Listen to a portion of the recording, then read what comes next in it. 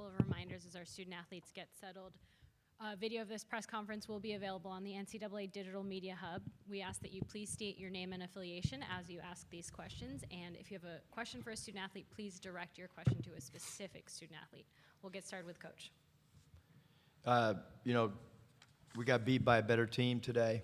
Thought Duke was phenomenal. Be surprised if they're not playing to win a national championship. That's it. Questions? Hey, Scotty Bordelon with Whole Hog Sports. Eric, just from your perspective, what happened defensively during the 8-0 run to close the half, and then the 10-0 run that kind of they put it at a 15-point game? Yeah, I mean, we didn't end the half very good at all. Obviously, with foul trouble, Adis and Jay Will on the bench, two of our best defenders, if not our two best defenders.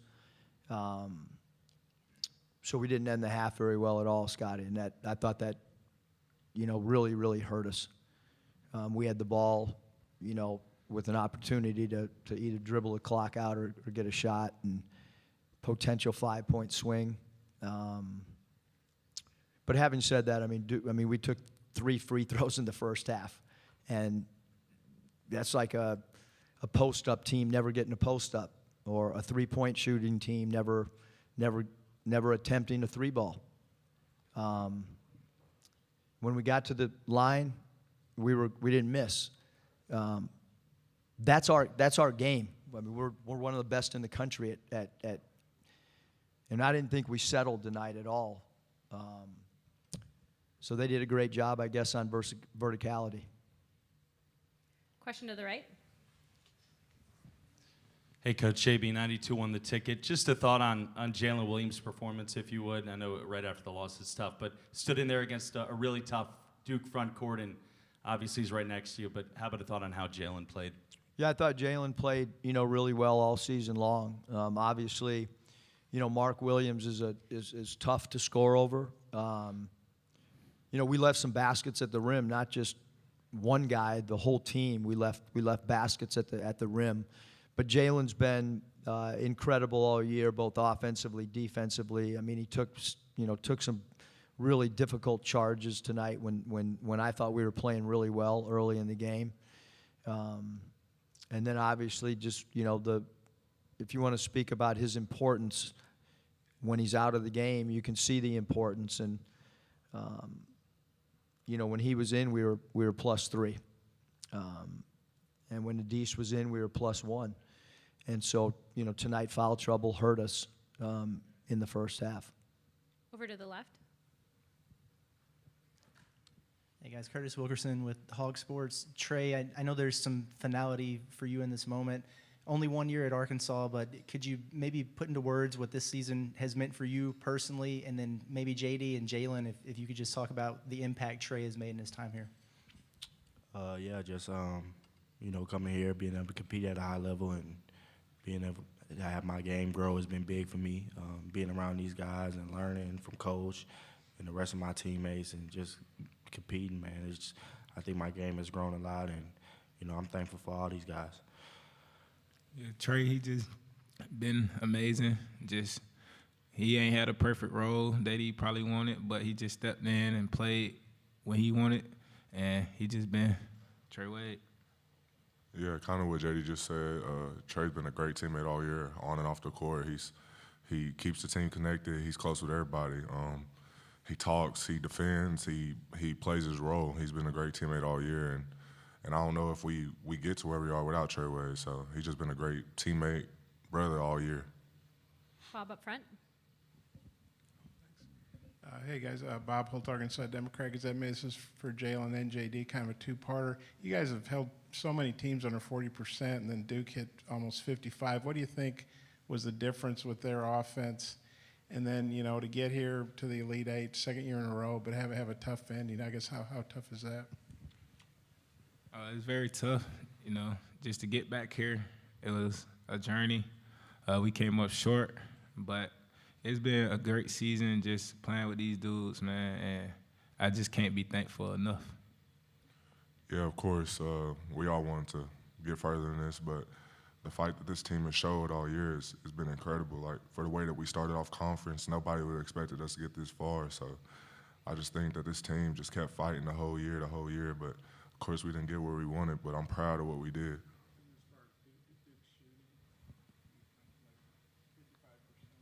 They were just a better team than us tonight. Over to the left. Jalen and then Coach Musselman, if it's okay. I know it might not technically be over yet, but just how would you kind of encapsulate JD's career at Arkansas? Playing with JD has been great. He's a great teammate on and off the court. He's a leader on the court, leader off the court. He does so much for this team. He creates for himself, creates for everybody else. He defends, he leads, he does everything. He keeps everybody connected. It's been great playing with him. He's a great guy. Yeah, I mean, JD's had incredible 2 seasons. His growth in his game's been remarkable on both sides of the basketball. You know, he and I are connected on, you know, I don't have to say words sometimes to him. He kind of reads my mind. But he's had 2 really phenomenal years, and he had a phenomenal sit-out year, too. You know, he has a personality where everybody on the team likes him, and when you have a leading scorer and everybody likes you, it talks about his personality and how connected he is to the guys. Question to the left. Adam Spencer, SDS. Eric, you've made it to back-to-back Elite Eights. Just what will you remember about this year's team compared to last year's team, and how special it was? Yeah, I mean, both years have been phenomenal. Obviously, this year not being, you know, in a bubble, I think that the players got to experience much more. You know, I think that, I mean, obviously Duke had a phenomenal crowd. I mean, it was close to a home game for them with the amount of people that were here. You know, but having said that, we'd much rather perform and play in front of the crowds that we've had, sellouts throughout the tournament. The spotlight felt a lot bigger for these guys this year. And we'll see, only time will tell. I mean, last year we lost to Baylor, and they were national champions. And like I said, I'll be shocked if Duke is not national champions in a week or week and a half, whatever. Back to Scott on the right. Hey, for JD and Jalen, were there some frustrations for you guys tonight when you put the ball on the floor for dribble drives, just maybe not drawing some of the whistles maybe you guys had gotten accustomed to? You know, you kind of gotten some of those whistles all year long. When you play a team like Duke, you can't expect to get those calls. It was tough, you know. We just got to go in there and finish. Yeah, what JD said, we just got to go in there and finish through the contact, whatever happened, we had to finish those. Bob in the middle. And I know it must still be pretty raw, but, you know, to think where you guys came from early January, maybe all you guys could touch on this, just, you know, how proud are you, or how, you know, just how great do you think you guys ended up doing? I know you didn't reach your ultimate goal, but, you know, a lot of teams start off 0-3 in the league, and they're probably in the tank, and you guys really responded. Yeah, we fought all season. That just been us all season. Just keep fighting, never give up. And that's what we did this whole season. Just kept fighting and just had each other back. So I'm very proud of this team. Yeah, we started off pretty slow, but, you know, we just, like you said, we just kept pushing, keeping our heads up, and, you know, we fought back and put ourselves in a position to compete at a high level. So like you said, I'm proud of my team also. They got it.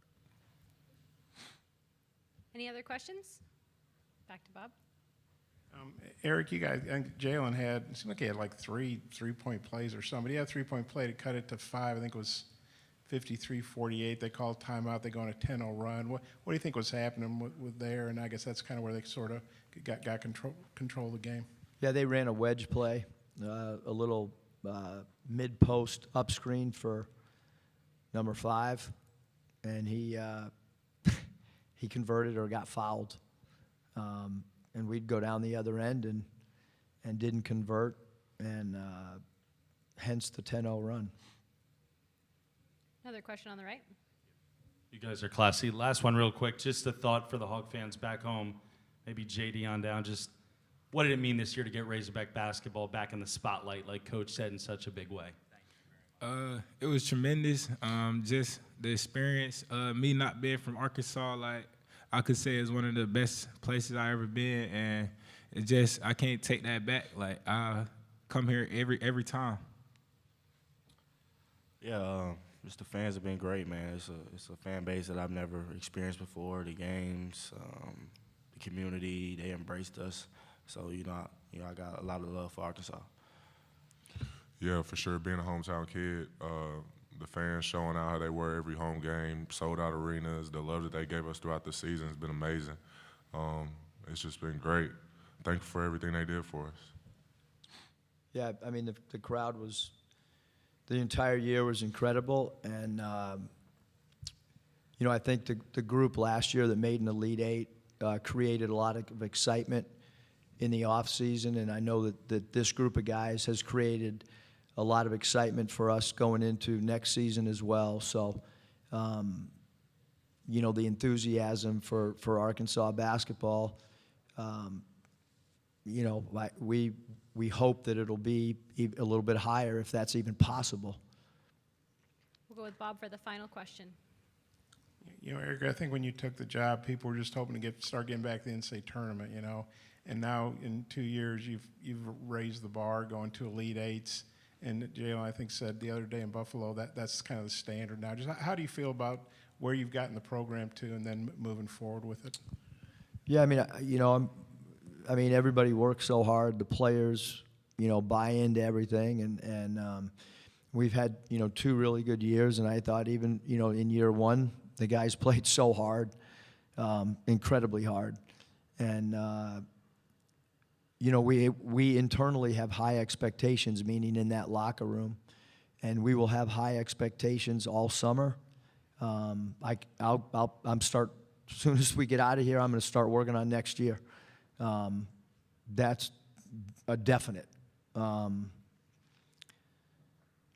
yeah, I guess the bar has been raised or whatever. Thanks, guys. Thank you.